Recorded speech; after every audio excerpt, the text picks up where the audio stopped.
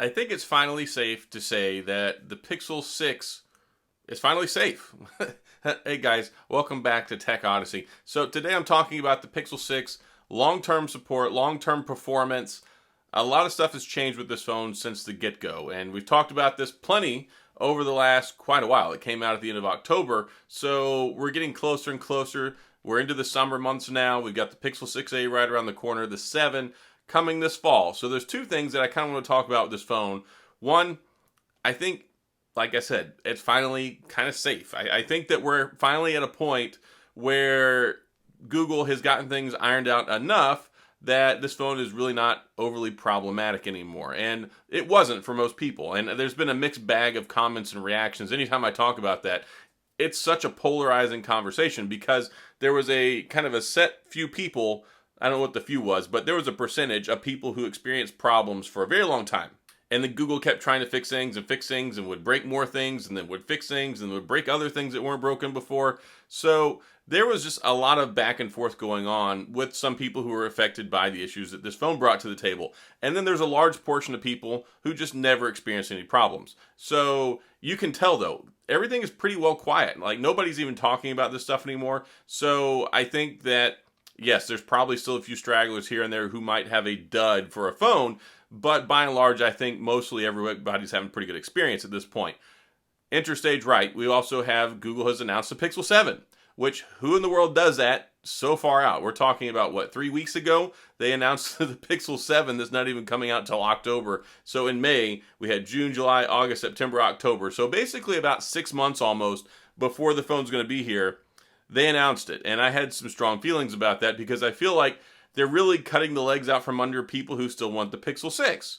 So my thought process is, well, should you still buy a Pixel 6? Because my guess is it's going to be discontinued as soon as the 7 hits the table, and they're going to want you to buy that, of course. So that's, I think, the angle. I think that's why they're going ahead and announcing the Pixel 6a. It's getting released end of July, because that's going to be your Pixel 6 model. They're not going to carry on like Apple and like, oh, we still sell the 11, we still sell the 12. No, I'm pretty certain as soon as the 7 drops, the 6 will be discontinued. You can get a 7 or a 6A, and that's probably the logic behind what they're doing. They want to kill it off, get rid of it as quickly as possible. That doesn't mean it's a bad phone. It just means that that's the way Google does business. It's still going to be supported for a long time. These phones get 3 years of operating system updates and 5 years of security patches, so you're still going to be good for years. So at this point in time, at this juncture, the two things that I want to talk about are how well it's performing, and two, should you still consider buying one? I don't want to make two different videos about this. You don't want to watch two different videos about this. So long term, as far as performance wise, I think it's going good. The only real problems that I hear from people nowadays is battery. A lot of people still complain about the battery life and heating. So even when new guys pop up, new comments show up on my videos, I get a lot of them. They usually revolve around the phone getting hot when it does simple things and the battery life. And I think that's something that Google's actively been trying to fix. I'm curious to see what we're going to get. If you're watching this next week, then we've already had the software update and the quarterly drop. That's one of the cool things. We get the quarterly feature updates with the Pixel phones. That's not something other phones get. This phone right now is in a pretty good place, I think. Then they keep adding new features every quarter. So we're going into the June software update.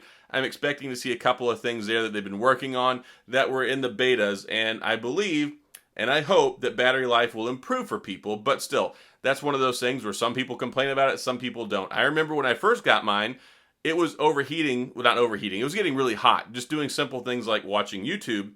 But after about a week or two, that went away and I never had that problem again. And that was just because I think the phone, it gets into the adaptive battery, it gets into learning things and figures out what it needs to spend more power on and what it doesn't. And YouTube definitely isn't one of the things they need to spend a lot of energy on. So that's kind of the real lasting issue, I think. I think there might be a few people that are still kind of experiencing some Android Auto and some Bluetooth stuff. I hope that also gets resolved. I think a lot of it, when it came to this phone, a lot of it was Android. A lot of it was Android. It was not ready yet for prime time. Every manufacturer had a problem with it. And then the biggest thing was trying to program it for the Tensor chip. The Qualcomm Snapdragon chip in the previous phones didn't seem to have nearly as many problems as the Tensor chip. And the Tensor chip is like Project 2.0. This is their new thing.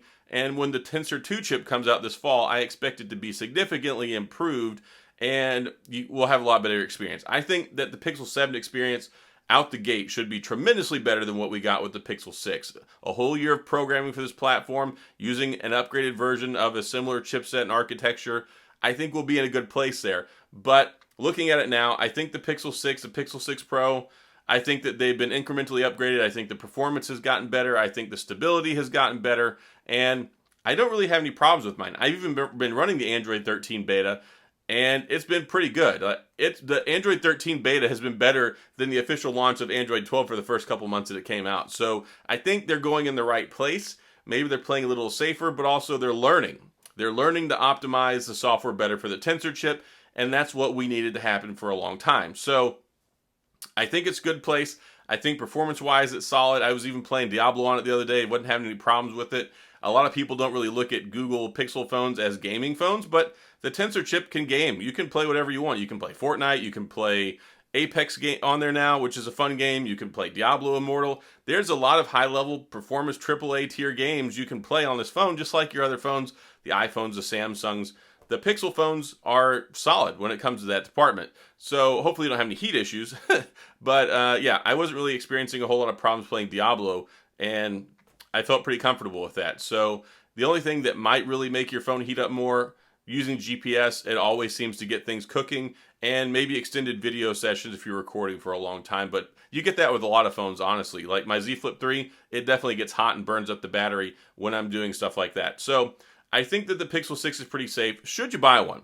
Well, that's the big question, because when they come out and they announce the 7, a lot of people don't pay attention to it. A lot of people don't pay attention to upgrades and upgrade cycles until we're on the precipice of the phone coming out. Like when they start really talking about it, videos will start coming out, we get real close to that launch date, then people look at the 7 versus the 6 and go, I don't want to get that. The 7 is here. Or a month or 2 out, or maybe even 3 months out, people will go, no, I can wait a couple more months. I'm going to see what the 7's all about.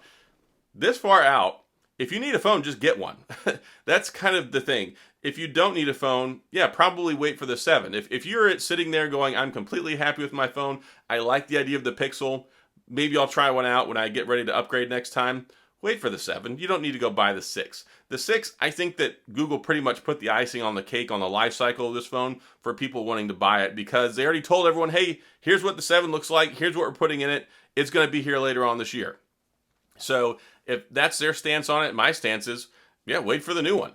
If you need a phone, the Pixel 6 will serve you very, very well. It'll work well for years. It's the best, most powerful Pixel ever. You're not going to be losing if you get one. You're going to have a good phone, whether you get the 6 or the 6 Pro. Also, maybe you can take advantage of some good offers, because I looked on Best Buy just a few days ago.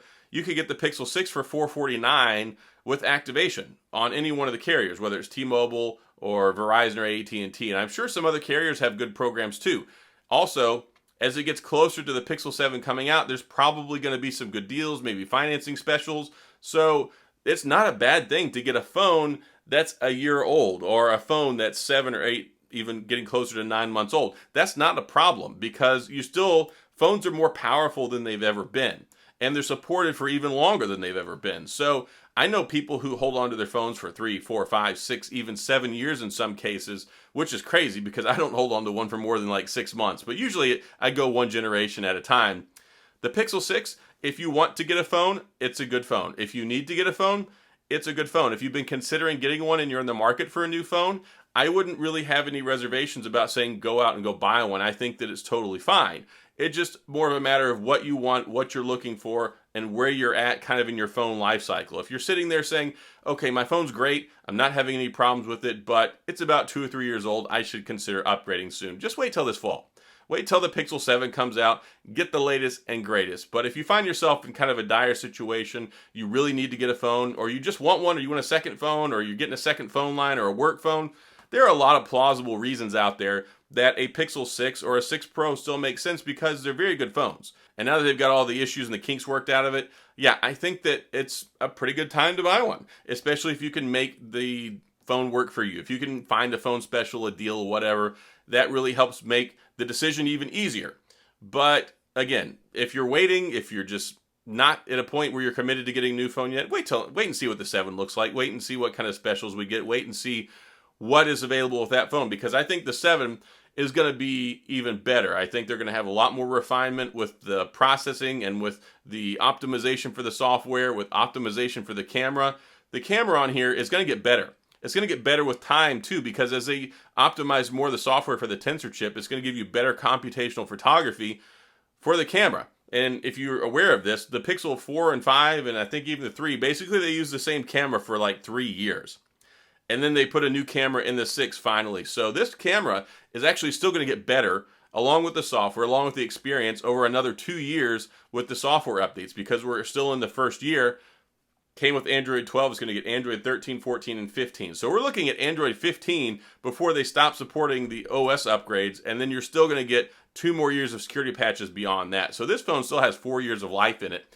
You're not going to be in a bad off spot if you decide that you want to get one now. So that's pretty much all that I wanted to address in this one. I think a lot of changes have been made, a lot of improvements have been made, and there's still reasons to consider buying one.